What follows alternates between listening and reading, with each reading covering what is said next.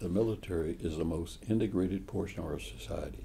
And a good demonstration was the waiting room at Walter Reed.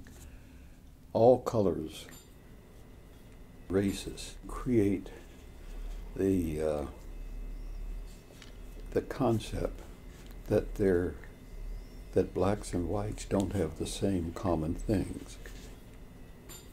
Apart, if you get to know each other, things change. I'm an integrationist. To me, the problem of racism is that people don't know each other.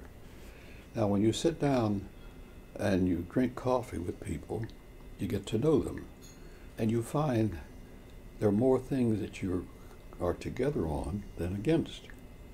And as time goes on, it builds. Most of the houses in this area have a restrictive covenant which says that you can't sell this house to, in some cases, blacks, in other cases, blacks and Jews. In other words, and that's a restriction that goes with the land. Supreme Court outlawed that restriction in the early 50s before I bought my first house. In 1954, when the school board decision came down, I was living at Fort Myer. I was about to build a house in Virginia. We decided to come to D.C. I had one daughter that integrated McFarland, another daughter that integrated Roosevelt, and another daughter that integrated West School, all to the same day. Now this particular block has remained integrated ever since I moved here. They're white and black. It stays that way.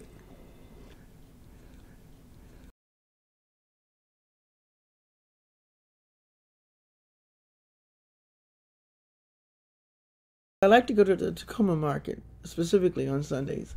They have a beautiful market, an open air market, and take the flowers from Tacoma market and go the 7 or 8 blocks to the graveyard, and then lay the flowers down on each one and sit in my chair. The first thing I remember about that graveyard, I was familiar with the graveyard before I was familiar with Fort Stevens itself, because the graveyard is actually closer to my home. My family and I moved up here from Northeast in 1961. And I can remember feeling so shocked that a national park place could be so small and so close to where I lived. And I remember running in there, and the man, the caretaker or whoever he was, looking out the window at us. And I did not feel welcome. Indeed, we didn't feel welcome in the neighborhood. It was mostly white at the time. We were one of the families used to block bust. So I was adjusting to racism when I first learned about the graveyard. I wanted to know more, but I didn't feel comfortable learning more, quite frankly, because I didn't like the man didn't tell us to leave, but he looked at us funny, and I felt I was not welcome there. And then to grow up and get a little older and read more about it, and go to Fort Stevens and read about Abraham Lincoln and hear the stories of him being there, and to realize that those soldiers died to save the Union, and in my opinion that translates to get rid of slavery. And yet, so many decades later, and I didn't feel comfortable as a teenager just walking there. I love fantasy as well, and I have to say there's a passage in Lord of the Rings. Even now, as I'm about to tell you this, I'm getting the chills because it connects with me. When all seems to be lost, and the great towers and the 2 towers, the big great city is about to fall, and then Gandalf comes riding in, on his white horse, and I'm thinking, oh, this is sappy, but I still love this story. Or and one of the young characters, Pippin, I think it is, hears the horns of Rowan in the distance, and you know that Rowan had come at last, I think is the name it says, and the thought that in the midst of the fall of a city, someone has come to save it. Well, when I think of the dust rising on 7th Street Pike on July 11th, 1864, that's the feeling I have. I feel like I can see the dust. When I'm sitting there, I can see the dust rising up because you can't see, you can't hear, and it's far away, and the roads are not paved, of course, and the dust starts to rise, and you don't know. Oh no, we know that the Rebs are coming from the north. Are they coming from the south too? No, they're the Blues. They're the Union soldiers, and the Union has come at last. Bourne has come at last. The Union has come at last. The United States of America is going to stand. Washington is going to stand. And, we keep working toward a more perfect union. If we had had a perfect union, that man at the graveyard would have come out and shared it with me and told me the story. He wasn't able to do that. He didn't know that I was a good person to talk to. But to say, because of what happened that day, we have a chance. We have a chance to keep going toward a more perfect union. I just think it's a beautiful story.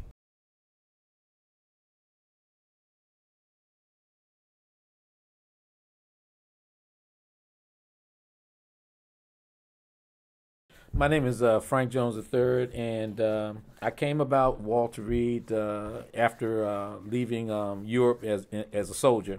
I came back to Walter Reed, which was in my community where I grew up, and I actually got my first job back here in the United States after the military at Walter Reed. I started as a night manager at the Officers Club, and I worked my way up. And through working as the night manager in the Officers Club, I had an opportunity to be involved with a lot of different events. And some of those events sometimes did not always turn out the way that the installation would like, because quite obviously, when you mix alcohol, women, and entertainment together, you're bound to have some sort of issues at some point in time.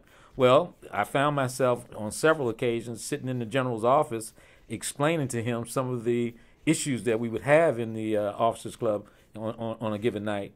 And I had to explain to him a couple of times because most of the leadership weren't willing to say exactly what it was, and I would try to tell him exactly what it was. Where at these particular years, Walter Reed was an open post, and a lot of times whenever we had problems at the club, it was mostly between the military and civilians. And civilians weren't really supposed to be in the club if they weren't members or something like that. But quite obviously, you couldn't really control that as well as you would like to. So in many cases, you had a lot of civilians in the clubs. And plus, the clubs needed to make money. So quite obviously, we would allow them in. So from time to time, we would have, discrepancies and problems we would have to resolve. But I did explain to the general when he asked me about what I thought would be the best way of resolving the issues. I told him the best way would probably be to put some military security on the gates. That would be the best way to resolve it. But basically, we continue to have civilians on the installation because quite obviously, the Walter Reed population was made up of civilian employees as well, and sometimes they would bring their guests onto the installation to enjoy a good evening. So those were just some of the things that I can think about, and it also included a lot of times of having a lot of things like fashion shows, which were very popular. We tended to do a lot of fashion shows where we had free food, we had bosses night, we had ladies night, we had gents night. Some of those nights tend to cause a little problems, but controversy, I think at that time I felt was good.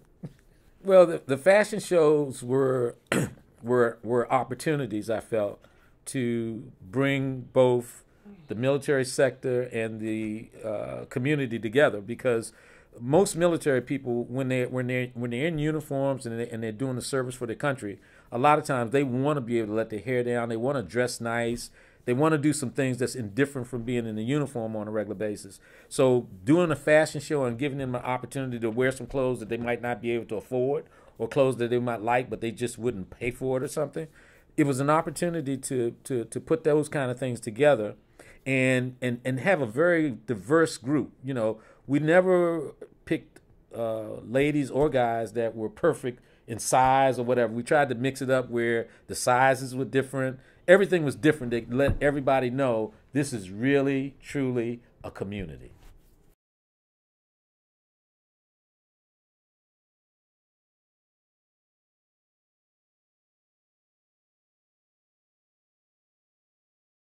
It's the oldest military hospital in America. You know, it was active for 102 years. It treated soldiers from every single war we fought in, from World War I forward. 500,000 patients were seen at Walter Reed. Yeah, and I just feel like there's so many ghosts there, and you couldn't help but be aware of like the history when you were walking around. It is sacred ground. So this is what the head of rehab told me. He said that he always felt like, you know, when we moved to the new Walter Reed, he said we had this new clinic and this really nice facility and this brand new hospital. And he said that most of the staff had stayed on. He said he could never figure out what was missing. But he felt like there was something missing. And he said one day he realized what it was. And he said it was a ghost. He said it was a spirit that you could feel at the old Walter Reed. And I think he was exactly right, because there was a spirit there. Like, you always were kind of aware of the history at Walter Reed. Like, I always wanted to go back to Walter Reed. Like, I really wanted to walk around and like see all my favorite places before it shut down. But we were just so busy, I never got to see it. Like, when you went up the stairs in Building 1, they were made out of stone, but they actually seemed to sag in the middle because they had so many people had walked up and down those stairs that they were worn in the middle. And I feel like the buildings knew that they were empty because they were just rotting on the inside. You know? It was really strange. They were in good shape when we left. When we went back, everything, like the wallpaper was falling off the walls in big strips. You know, these were beautiful buildings. I think they just must have known that they were unloved and they just started to die. Before we closed, I thought it would be really great if we could go to the medical museum and see it before they shut down, kind of like as a group. And they gave us this whole like guided tour of the medical museum. And then at the end they said they had this special goodbye gift for us. Actually, I think I say it better in my book. I watched my coworkers' faces as they examined this uniform in silent reverence. These clothes, this uniform, was from a physical therapist now long dead who had spent World War I rehabilitating soldiers at Walter Reed, just as we were doing now. The museum staff looked sad, and I realized with a breaking heart why they seemed upset. They knew they were witnessing the end of the story. In a few months, Walter Reed Army Medical Center would shut its doors forever. Our day-to-day would soon only exist as grainy photographs in the back room of their warehouse. We would join the other Walter Reed ghosts from previous wars. Our jokes and shouts would fade away, and the echo of our footsteps would mingle with the therapists and patients who walked these hallways in World War I and World War II. We would join our Korea, Vietnam, and Gulf War counterparts. There would be photos of the staff members among us who were in the clinic the day our world changed forever and a new global war on terror began, the day the very first victims from the attack on the Pentagon were rushed through our hospital's front doors. The curator looked around this room at me and my coworkers and then carefully folded the uniform and placed it back in its box forever. So yeah, I feel like there were ghosts. That was what compelled me really to write the book. So I just felt like I just never wanted to forget what we did there.